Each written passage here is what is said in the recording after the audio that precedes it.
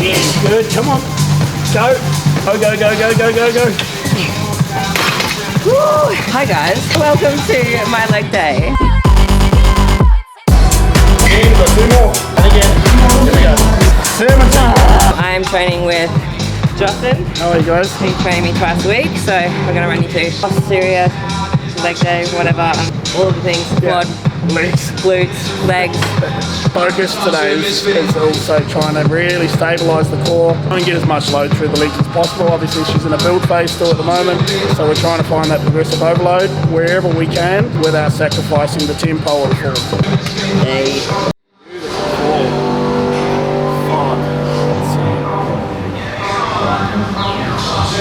2, nice smooth reps. 3, don't rush them.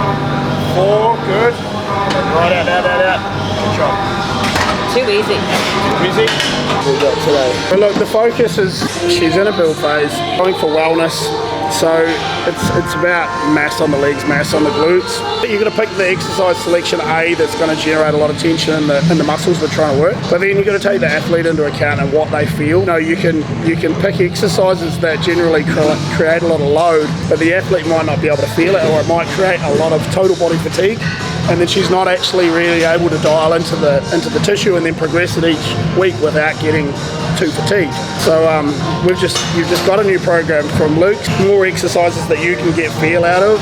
And they're less like I don't do a lot of compound. I think a lot of people would think that I would do like leaps and squats or deads or hack squat, and like none of those exercises are in my program because they generate too much whole body fatigue and it really impacts the next session. So a lot of my sessions are isolation on like hamstring isolation or quad, or a lot of unilateral movements as well. So the load is totally low, but there's lots of volume there as well. Like your Bulgarian variations, you like your split lunges and everything, which for anyone that's trained a lot know that they're the tough exercises. Yeah. So we're still, don't get it wrong, she's still got the tough exercises. It's just not typically... And like I don't train light by any means, I'm not saying that at all. No, it's the overload and the repetition of the overload that makes it hard, right?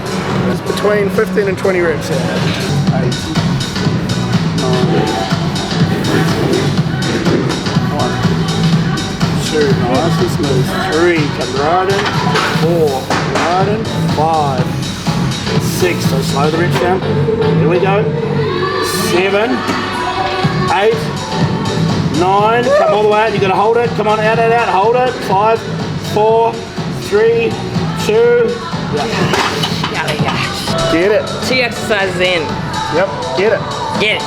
12 to 20 reps. So we can push all the way up to 20 reps, even if we have to rest pause. And go again, so we'll come right up, I'll hold it at the top, 10 seconds, go again.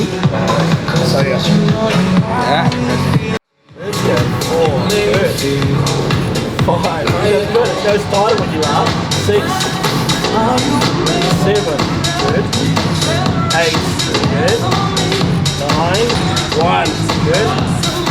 2, good. 3, 8, 1 more here. Go, go, go, go, go, go, go, go. What's that, eh? They're still there, you know? I'm just gonna say it was easy, so I've stuck with Justin a little bit. Yeah. Right, leg press. So we have a warm-up routine Luke has prescribed for me. It's essentially 3 sets, and you do what? Is that 50%? 50% for 6 to 8 reps, yeah. 75% for 2 to 3 reps, 90% for 1 rep, and then we're straight into our working sets. So what he's trying to do is get your body prepared, get blood in the tissue, get you to feel the exercise, and even prime your nervous system so that then you can hit your working sets and get more reps at more weight.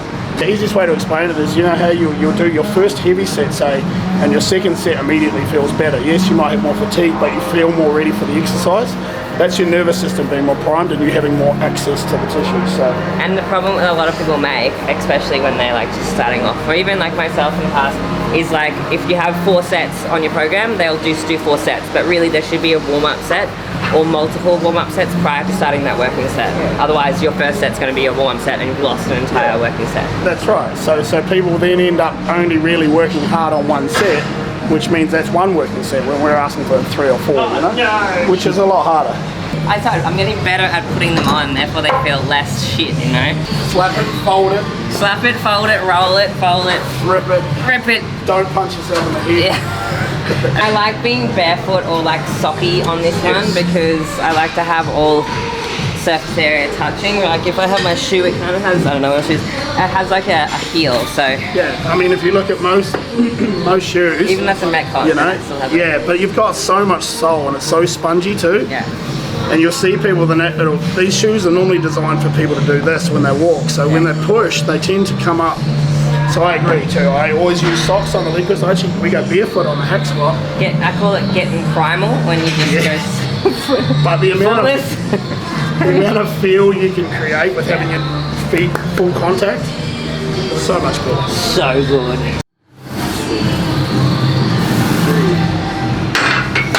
Feels so weird though, eh? Yeah, it's just strange to do this one. Ego killer for most people. When they like to tell people they can leg press 400 or whatever. We've got to remember that these leg presses is actually on a 33% incline. So you're really only doing 33% of that load. Yeah. You know, if you try to take this weight and put it on a vertical leg press, yeah. So don't worry about the machine, guys. Just count the weight. Yeah. Just one rep. That was it. What a set. Are you feeling the fatigue? I hate leg press so much. So heavy and I don't like it. Here we go. Make sure we're locked in. 2, good. 3, good. 4, good. 5, 6, good. 7, really feel through those feet. Let's go. 8, 9, good. 10, good. 11, good. One more here. Drive. Good job. I feel like my head's gonna pop off. Yeah. There's a lot of pressure, yeah. All I'm hearing is complaints. I get what you mean, like the load and the pressure on your body is a lot. Yeah. 4, 5, 7, 8, good. 9, 10, 11, 12, good.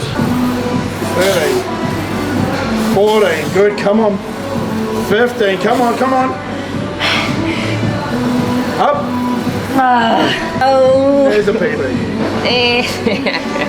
So we'll take progression. You kind of leave yourself clues too when you're training someone or you're training yourself.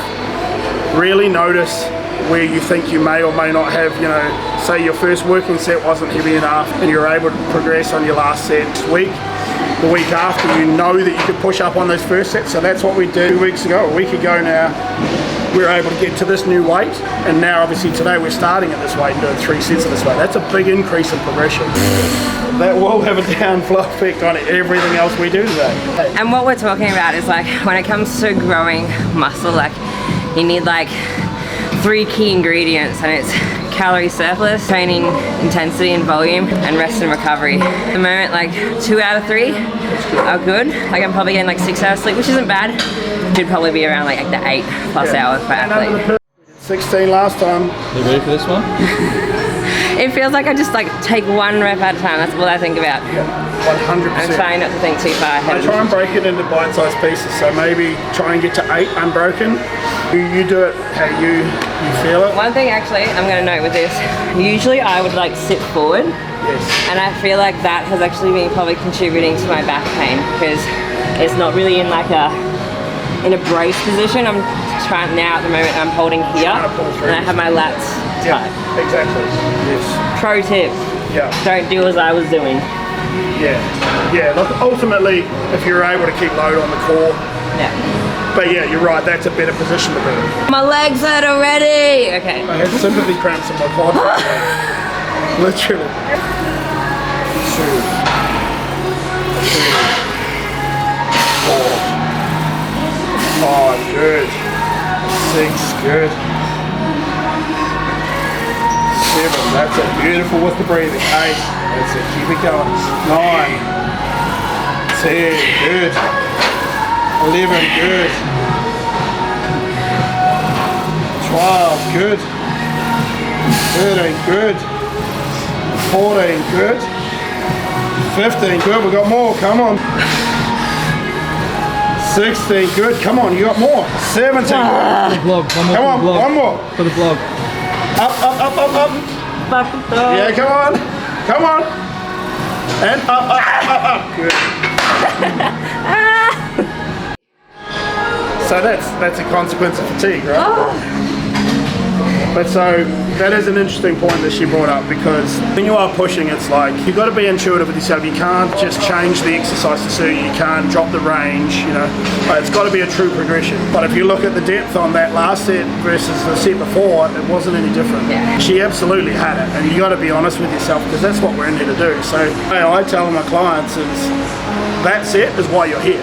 That's the entire reason you're here. If you want big legs, that's the set you've got to do it on. And a lot of people really suck at this because their first set will be perfect, and then every set after that it'll be like partial range or like really fast reps. And like my biggest thing is like you need to earn the right to move up with your load. You can't just be like, oh, that was okay, I'll put it more on. If I have a shit set, you'll be like, all right, we're going again, or we're not going to add weight, or I'm not counting that rep, or that was terrible. Be better. What are we doing now? We are doing a Smith machine stationary split squat. A lot of words.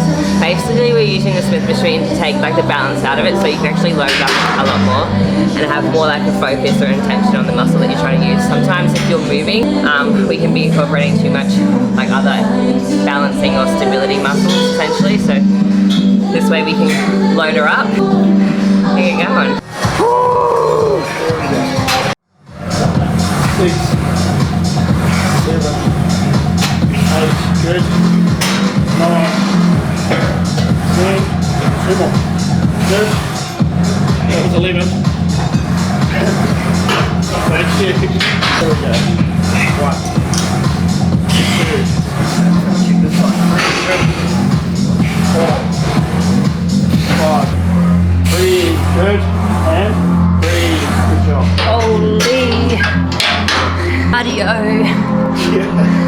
Yeah, so the time under tension with a split squat, right, it goes for twice as long because you got 12 reps on each leg. All right, so always going to push up 90% on this exercise. There we go, isn't it? It's gonna have a heart attack. Well, I don't know, why does it make you look bigger but me look smaller? I don't like this, Marie. Or maybe I don't like standing next to you. Oh, good. Let's go. Chest high. 5, 6, 7, good. Come on. Let's go. Good. Good. Come on. 10, got 2 more. And again. Here we go. And breathe, breathe, breathe. Good job.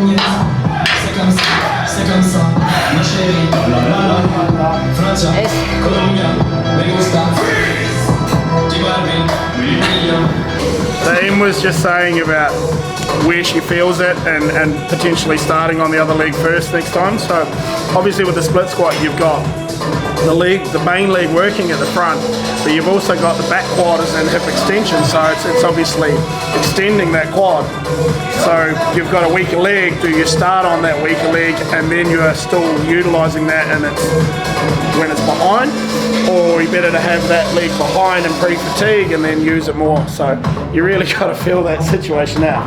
Everyone has imbalances. I think a lot of people, especially in their like second and third years of training, they're like, oh my god, I have like this side so much bigger than this side, and we're always going to be, we're never going to be perfect. Like we always will favor one side to walk with or use in our day-to-day life. So trying to be perfect is impossible, but it's good to have intention when you are training to be like, am I feeling this through both sides?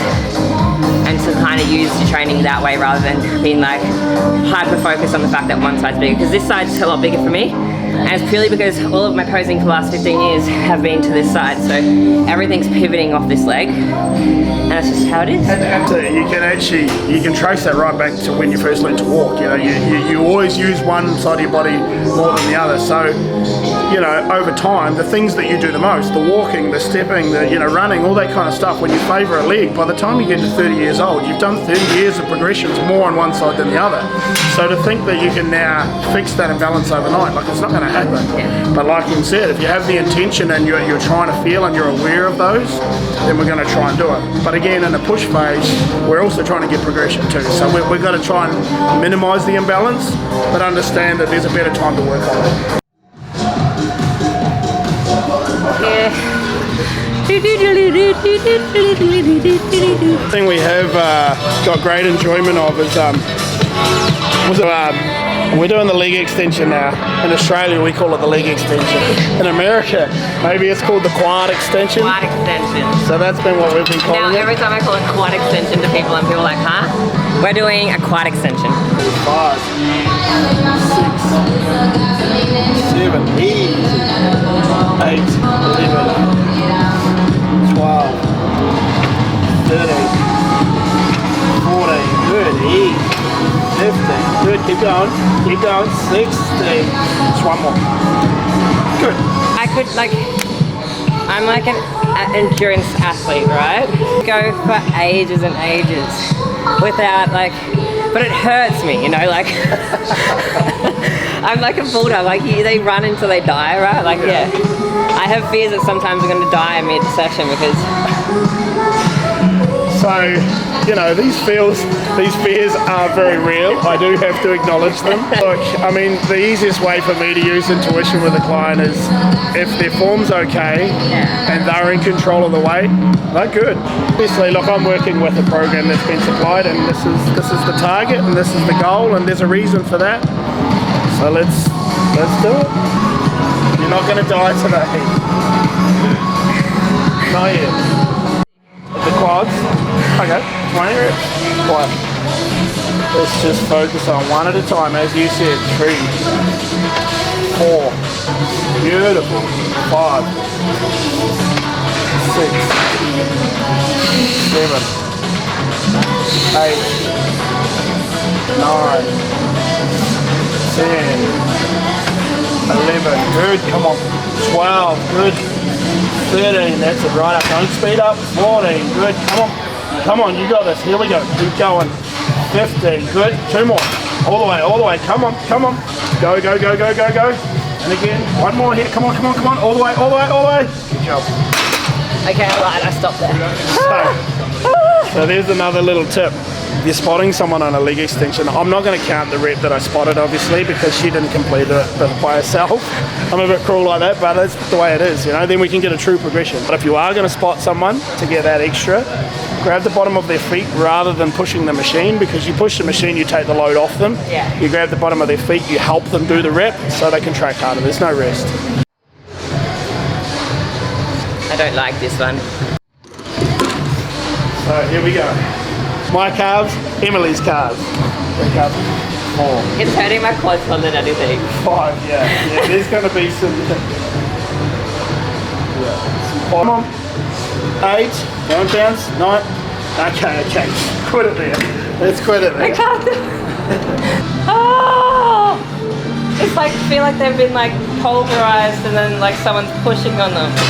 Another little tip with the calves is making sure that she's always pausing at the bottom of the rep. So whether you're doing a standing variation or a seated variation, we're trying to take any energy out of the Achilles by just pausing at the bottom of the range. So between the eccentric, isometric and concentric. So the negative, the pause at the hold, and then contract upwards. So that makes you have to generate the force yourself. So a lot harder.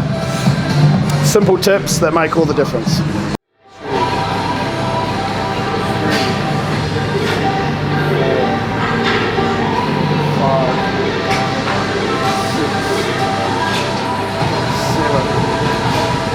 8, good. 9, 10, don't speed up. 11, good. Try and go up in one motion. 12, good. 13, good. 2 more. 14. Just one go. Pause and then up, up, up, up, up. Good job. Alright guys, I hope you enjoyed watching me die, and thank you Justin for putting me through my Most session welcome. again. It's the best thing being trained by someone because like I said, sometimes I let myself off really easy, and then it shows me where I can work with intensity wise, because we all go a little bit easier on ourselves or we go way too hard, so like it's good to have that person just to guide you through the session. Also, like I program for people all week. The last thing I want to do sometimes is come in and run myself through a training session. Yeah, 100%. And that's the best thing that we can do for ourselves to be a good athlete is be honest with yourself, when to go heavy and when to go, to pull it back. But be intuitive too, like with me, with clients, trying to be intuitive, like, okay, their form's good, they can push more. Or, they are fatigued and they haven't had much sleep, and okay, so maybe we need to go a little bit easy, So it's trying to get that best outcome, but either way, take the emotion out of it. We're here to do a job, we're not here to feel good at the moment, Oh, knuckles. Oh, you're going to grab my fist. And you shake. Wait, can you do it again? What, this thing? Yeah. Okay, ready? Bye.